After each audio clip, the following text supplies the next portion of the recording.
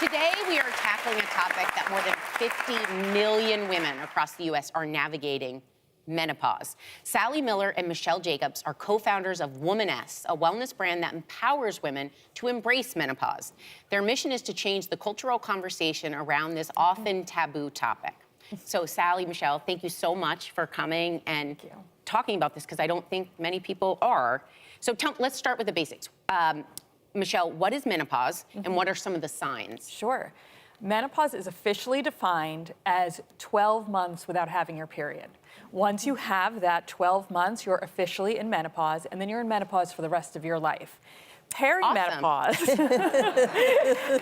Perimenopause comes, it could be 5, 10 years prior to menopause, and it's when sort of your symptoms start. Okay. And there are over 40 symptoms related to menopause. It's not just hot flashes, which is the one everyone thinks about.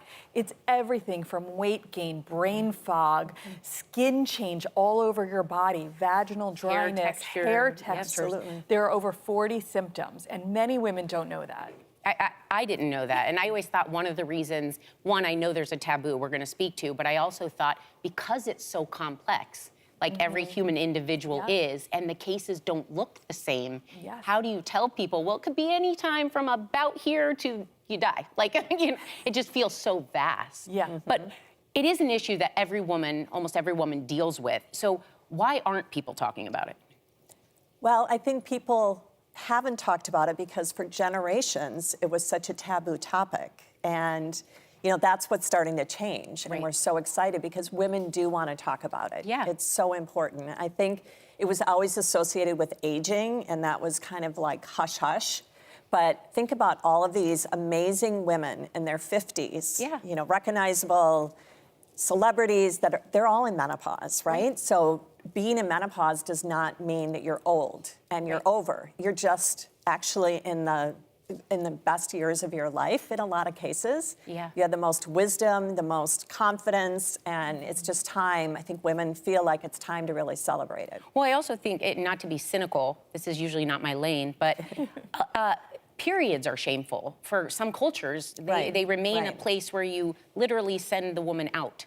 While she's doing the very thing you've defined her by in her existence, which is you must reproduce. So to know these are the bookends to that variability we were blessed to have, it's sad that you can't win on the front or the on the other end. But Michelle, you empower women to embrace menopositivity. Tell us about that. We call it, it's a radiant outlook on life. And the way the brand and Womaness and what we are bringing into the world is more education and information. And we believe the more information you know about your body, the more you talk about how normal this is, the better you'll feel. So if you're not feeling great during perimenopause or menopause, you can talk to your friends, you can talk to your doctor. You're not embarrassed or ashamed of anything. Just like you mentioned talking about your period. The more we normalize these things, the better we'll feel. And that's sort of the point of the whole thing. Well, I can't think of anything more normal than an inevitable phase in your life. Like half the population.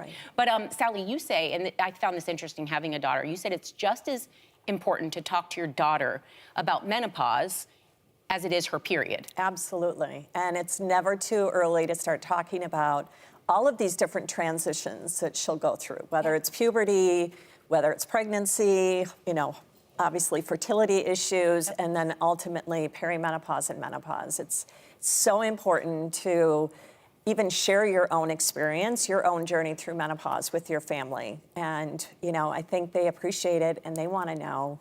It's just, it's part of life. I think when people don't talk about it, like people are in shame when you're in silence and in the dark.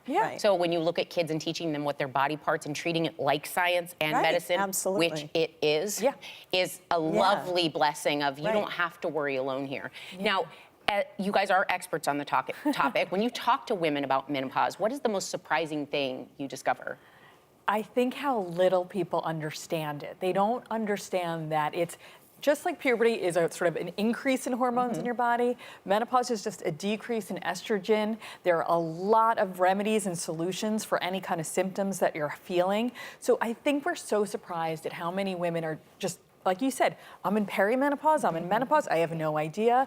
And then really, how many people have sexual wellness issues really accompanying along with it? And that sort of comes, we'll be talking with other women, and that kind of comes at the end. But it's really normal. Yeah. And you should be able to talk to your doctors and, like I said, your friends. And there are a lot of things you can do out there to help your symptoms. Yeah, and when people don't talk about it, they just suffer Yes. by themselves.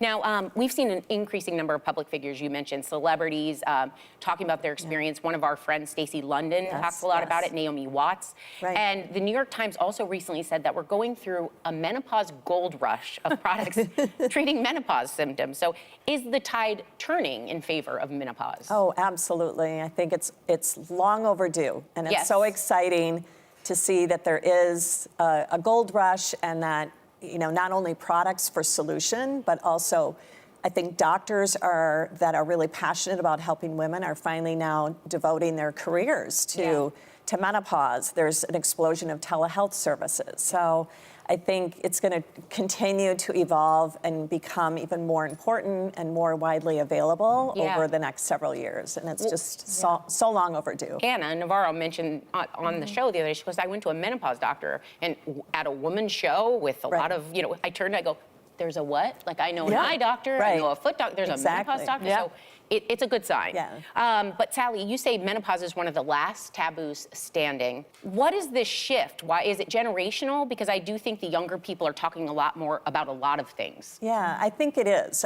We really see a change as millennials age into perimenopause.